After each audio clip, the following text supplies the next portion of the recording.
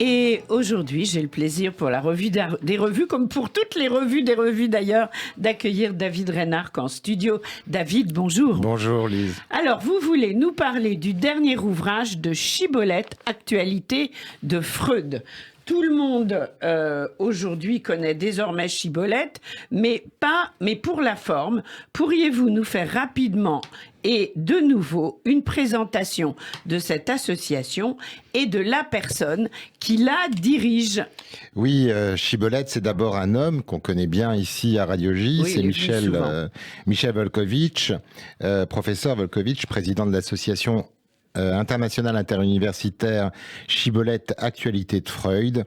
Il est psychanalyste, professeur de psychopathologie fondamentale et clinique, visiting professeur à Tel Aviv et à Glasgow, et il est l'auteur notamment de beaucoup de livres et de beaucoup de textes. C'est un intellectuel qui compte, dont parmi ces textes, la transmission en question, un hommage à Michael Barzvi et à Raphaël Drey. C'était en 2020, avec Luc Ferry, Pascal Bruckner, Philippe Val, Georges Bensoussan, enfin beaucoup d'intellectuels. On ne va pas tous les citer maintenant. Bien sûr. Alors, l'ouvrage Le Nouvel Antisémitisme en France, c'est lui aussi, je crois. Oui, c'est ça. Le nouvel antisémitisme en France, c'était cet ouvrage collectif, lanceur d'alerte, qui analysait le silence médiatique qui a entouré l'assassinat de Sarah Halimi en avril 2017, sa motivation islamiste et ses répercussions. L'ouvrage avait été précédé par la publication dans Le Parisien du manifeste contre le nouvel antisémitisme, qui avait été signé par 300 personnalités. D'ailleurs, je suis l'éditeur d'un livre qu'il a dirigé, qui s'appelle Sarah Halimi ou l'éradication du sujet, un livre collectif. Bien sûr. Alors, quel est le thème de la dernière parution de Chibolette? La dernière parution de Chibolette, Lise Gutmann, questionne l'identité. Qu'est-ce qui fait peuple? Le sujet juif. Il faut lire le texte introductif très éclairant de Michel Volkovitch. Si vous voulez, Rachi, le commentateur, nous dit que la première lettre de la Torah est le bet. On est toujours second dans l'ordre des étangs. On est inscrit dans une généalogie des pensées, dans des filiations différentes de représentation et d'identification conflictualisables et anti-idolâtres. C'est ça le judaïsme. Les Juifs ont inventé une autre manière d'appartenir à la modernité. Oui, c'est ce que montre Michel Volkovitch dans la revue Chibolette, le dernier ouvrage. C'est qu'on n'est pas un peuple entretenant un fantasme d'auto-engendrement et essentialisé qui s'incarnerait dans l'origine, une sorte de posture clanique et clonique qui refuserait l'idée de transmission comme processus ouvert qui échappe, une transmission de la transmission. Michel Volkovitch, citant Michael Barzvi, écrit que le judaïsme n'est pas une identité, mais la liberté de répondre à l'injonction de transmettre. Est-ce cette construction psychique spécifiquement juive qui provoque chez les autres un tel ressentiment? Oui, pour le nazisme et son délire éternitaire, le millénarisme, et pour l'islamisme, cette dimension de l'altérité, de l'étrangereté et d'un libre arbitre est insupportable. Il faut supprimer la dette et l'inconnu interne. Hitler parlait de tuer le juif en soi. Et pour l'islamisme, par ailleurs, il s'agit d'effacer toute antériorité, d'investir dans la reproduction du même, produisant envie, mimétisme, fantasme de substitution et destruction. Michel Volkovitch parle d'une transmission à double sens, David Reinhardt. En quoi la transmission de génération en génération est-elle réciproque? Alors, il a coutume d'ailleurs de citer une phrase de Groucho Marx, oui, qui demandait « Pourquoi ferais-je quelque chose pour les générations nouvelles qu'ont-elles fait pour moi ?» Alors, de même que la transmission entre générations est réciproque, c'est-à-dire l'hypnote, lit-on à Pessard, enseigne à tes enfants, construis-toi par tes enfants. Nous posant des questions, il nous restitue, les enfants, quelque chose d'un indéfini à penser. Il s'agit de s'approprier l'héritage des parents, de leur restituer, transformer parce que c'est la condition pour s'en différencier. Il faut leur être fidèle, mais ça ne consiste pas dans la soumission ni dans la reproduction mimétique. Alors, est-ce que c'est cela que l'antisémite ne supporte pas chez les Juifs? Passer de la totalité à l'infini, disait Lévinas, le peuple d'Israël semble animé par le désir de résister à l'effacement, de maintenir un certain rapport à l'être, la capacité de s'extraire de la masse compacte, ce qui expliquerait que l'antisémite, dans sa quête, si vous voulez, d'une plénitude identitaire, d'un comblement narcissique, projette sur le juif ce qui le hante, c'est-à-dire son refoulement, le manque à être, avec l'obsession de coller au juif le signe de l'avoir absolu. Alors Yankelevitch disait que l'antisionisme donnait aujourd'hui la permission d'être démocratiquement antisémite. Oui, c'est ça. L'antisionisme est une incroyable aubaine car il donne la permission d'être antisémite au nom de la démocratie. Oui. C'est ce qu'il disait. Il disait que l'antisionisme et l'antisémitisme justifiés et enfin mis à la portée de tous.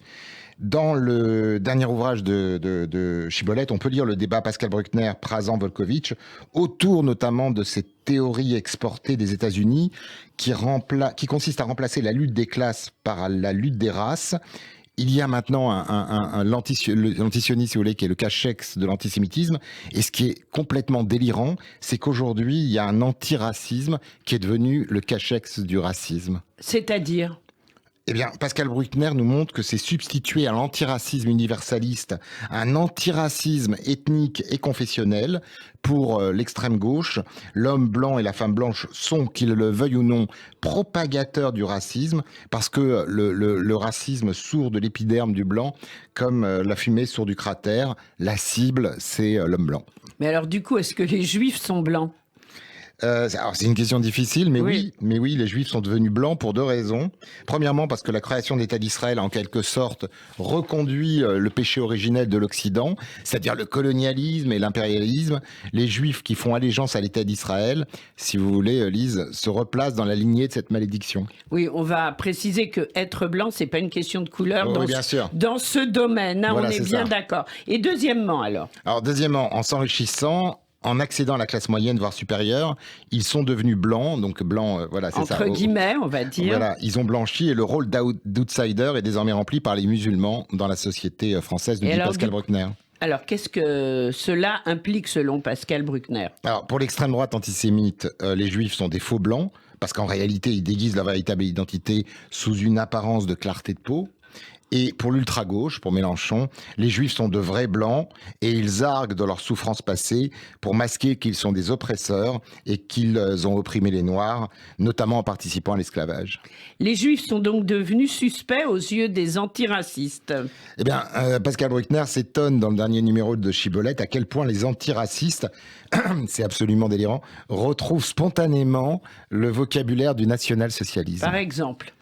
Alors, par exemple, quand Abou Touaf, un des lieutenants d'Assa Traoré, traite Éric Zemmour de sous-humain, même si on l'aime pas, c'est pas une façon de dire. Oui, ça n'a rien à voir. Ou bien encore lors de la manifestation en faveur d'Adama Traoré, lorsque les policiers antillais ou d'origine africaine ont été traités de vendus, de salauds, de traîtres à leur race.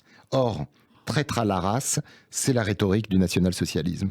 Alors, dans ce numéro de Chibolette, parce que c'est bien de cela que nous parlons ce matin, Michael Prazan évoque une pulsion totalitaire. Oui, nous ne sommes plus dans le projet classique, dit Pascal Bruckner toujours dans cette revue, de l'humanisme, un projet d'éducation aux humanités, d'éducation aux beaux-arts, à la science, à la littérature, à la culture. Non, nous sommes dans la rééducation. Il s'agit de refonder l'Occident de fond en comble. Les concepts français de déconstruction ont été remixés, l'expression est de Michel Volkovitch, aux États-Unis. Ils ont ensuite été renvoyés en France. Alors, il y a également dans cette dernière revue de Chibolette, un texte de Monette Vaquin intitulé « L'abrogation de la différence des sexes ». Expliquez-nous. Oui, la question de la différence des sexes n'échappe pas à cette crise dont nous parlons. Elle y occupe même une place de premier plan.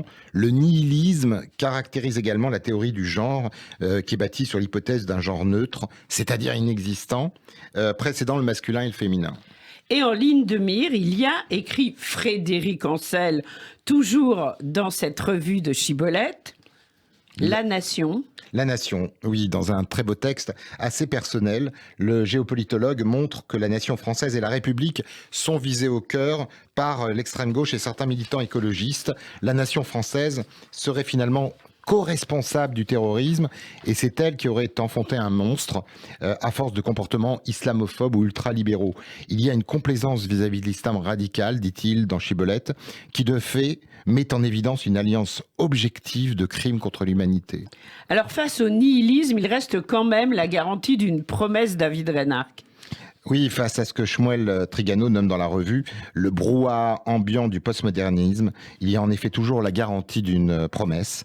Chaim Corsia, le grand rabbin de France, écrit dedans, toujours, que Dieu disait à Abraham « Lech lecha », pars pour toi, sors de tes enfermements, de ce qui est ton habitude, vers une terre que je t'indiquerai, sans préciser laquelle, mais il y aura toujours une terre que je t'indiquerai. Il y a un Dieu pour le judaïsme qui traverse les générations, David. Oui, dans un beau texte, Thibaut Moreau parle d'un Dieu qui relie les générations, d'un fil de sens, ce qui s'accomplit aujourd'hui et la poursuite de ce qui a commencé voici longtemps. Facteur d'histoire, Dieu accompagne cette histoire en lui confiant la construction de l'homme au travers des générations, par ce rappel du passé, dit Thibaut Moreau, lancé depuis les marges du futur. Alors, c'est ce qu'apporte l'identité juive au monde ? Ce qu'apporte l'identité juive au monde et que Daniel Sibony appelle dans ce numéro de Chibolette son hypothèse fondatrice, c'est il existe pour nous des points d'amour pour le judaïsme, il existe des points d'amour dans l'être, c'est-à-dire dans l'infini des possibles. Et cette hypothèse laisse de la place au hasard, à l'événement pur, à la grâce.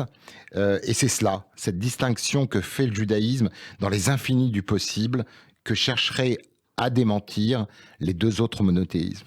Alors, malgré toutes les informations passionnantes que vous venez de nous apporter, évidemment, il faut lire la dernière revue de Chibolette, L'identité en question.